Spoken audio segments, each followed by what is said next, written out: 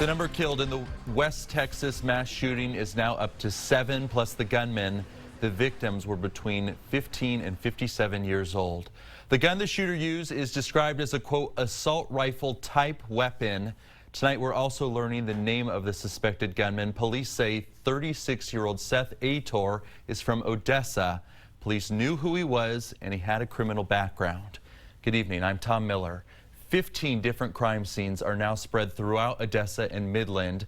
As the FBI and police piece together what happened, lawmakers are talking about change. Governor Greg Abbott pointed to daily meetings he's held with local, state, and federal agencies to identify solutions since the last mass shooting earlier in August in El Paso. KXAN's Steffi Lee is in Odessa with what they've been talking about. Steffi. No, there's still a lot of questions we do not. Tom, good afternoon. Yeah, this mass shooting comes just days after Governor Greg Abbott held 2 meetings in response to the El Paso shooting. And lawmakers say these conversations need to continue, but they're quite complicated. While investigators continued working at the scene Sunday, local and state elected officials joined Governor Greg Abbott in a Sunday news conference at the University of Texas Permian Basin. Words alone are inadequate. Words must be met with action. What that action could look like remains a big question. But after 2 mass shootings in less than a month in Texas, what we cannot do is nothing. Legislators say all ideas that could keep Texans safe should be on the table. That's where it gets complex, because we have issues in this case that deal with the Second Amendment and private property and things like that, and we have to take all those things in consideration. We must broaden our efforts to address the tragedy that has befallen Odessa, and we must do so quickly. We need solutions that will keep guns out of the hands of criminals like the killer here in Odessa, while also ensuring that we safeguard Second Amendment rights. While the legislature won't meet until 2021, a longtime West Texas lawmaker doesn't rule out that steps could be taken before then. And we don't go in session again, in regular session, till a year from January. But the governor could, if he finds something that he thinks will help in some strong laws and gets, won't get a lot of pushback and thinks he can call us into special session.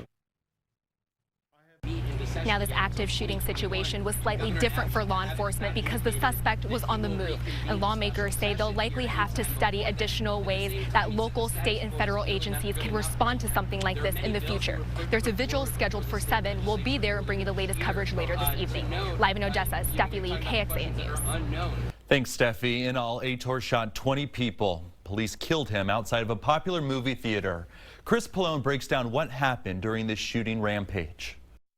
There's an active shooter. 2 senior law enforcement officials tell NBC News the shooter had been recently fired from his job.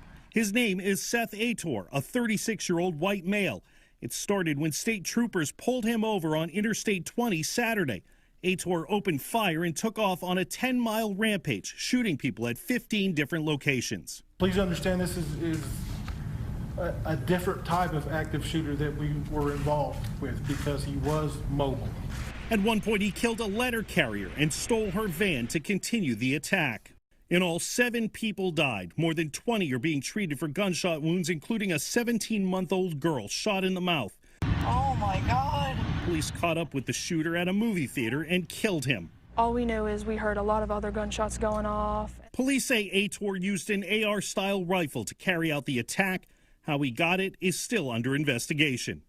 Chris Pallone, NBC News. While many remain in the hospital, others barely escaped the shooter. Tonight, we're hearing some of their stories, including from a woman who says Ator pointed a gun at her and a man whose truck took bullets. Just driving around, normal day, and then I hear gunshots. There's at least 10 shots. Okay, I got 1 on my door and 1 went through, ricocheted right here through my wrist. Can't get it out yet because it's a piece of metal. I looked over my shoulder to left, and the gold car pulled up, and the man was there, and he had a very large gun, and it was pointing at me. And in that moment, the only thing I could think about was